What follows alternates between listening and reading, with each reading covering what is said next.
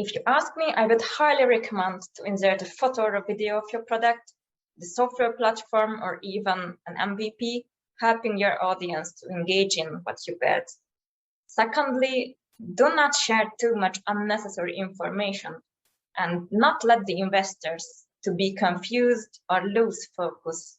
Feed them with the only needed data that build and support your storyline. In my view, these are the key of a winning pitch deck.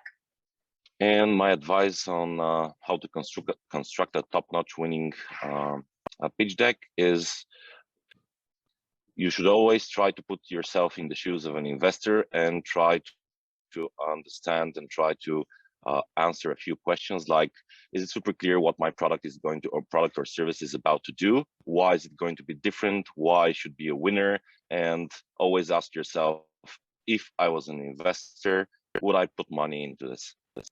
Yes, my recommendation to constructing a good pitch deck would be just invest a lot of time and work in it, because the deck, I believe, is the most important material. Everybody will see it, everybody will go through it, and I think that a lot of work and time invested helps a lot, in addition to just pitching your idea to, as I mentioned, having a mock pitches before you do the real ones. This will save you a lot of stress. It will save you a lot of it will just help you refine the deck. It will help you make it more suited to your idea, specific idea at hand. I know that some people are using different templates or just using other people's presentations, and I think that this helps, but it also it doesn't always work, let's put it this way. So you just have to invest the time and effort in it. There is no other way around it. I think one mistake that happens a lot is that somehow a committee does that. So maybe there's more co-founders or the whole team participates in this. It's ultimately, I think it's a creative endeavor, and there is an angle that someone should take. Typically, this is a CEO, but I think that's kind of one of the recommendations would be take it. It's like writing a blog post, talk to other people, get feedback, all of this, but ultimately, the person that's doing it should own it. And then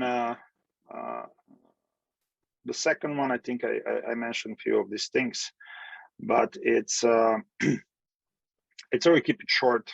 Have open questions. Basically, have in your pitch deck things that are not completely clear, because ultimately you want to engage in a deep and detailed and meaningful conversation after this. So if all the questions are kind of answered in the deck, first of all, I don't think anyone is going to read it. Most of VCs go probably through 30, 40, 50 decks a week. And second, if all the questions are answered, you don't get to the next point, and that's basically a partnership discussions and going in more depth. If I could give just two advices out of my particular history in communicating with VCs, number one would definitely be know your VC. So first of all, the VCs are humans. They're human people. They have emotions. They want to get excited about stuff, and their profession happens to be making a lot of money from investments. So if you want to have a winning pitch deck, if you want to have a good interaction with a VC, spend your time, do your homework, understand who you're speaking to, understand what are you going to be pitching to who, because if you stick with just one pitch deck for everybody, that's not going to work. That's not some sort of a talent competition. VCs are different, and they need to be enticed in different ways. So understand your VCs, understand how well they're schooled in the topic that you're going to be speaking about, because some VCs would really want to get into the details and you should be prepared for that.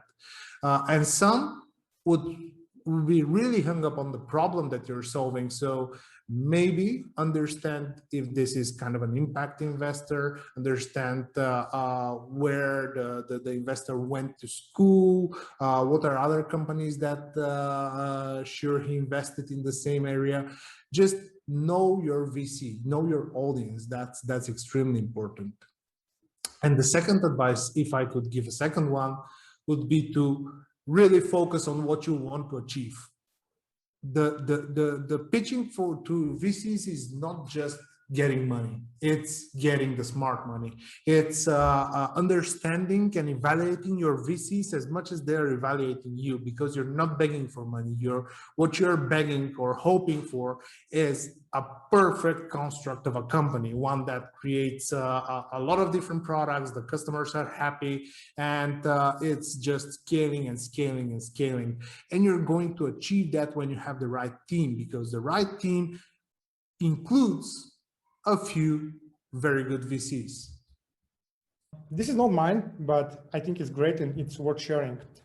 Write a story of your pitch deck. Don't start with the slides, just write it as an essay, just a story.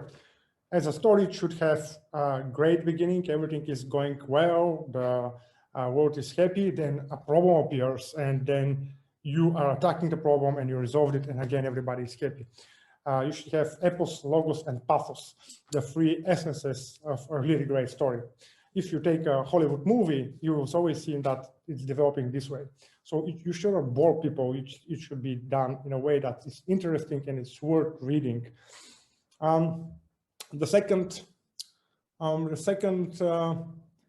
advice that I can give, again, it's an advice that I've got from somebody that I really respect a lot, is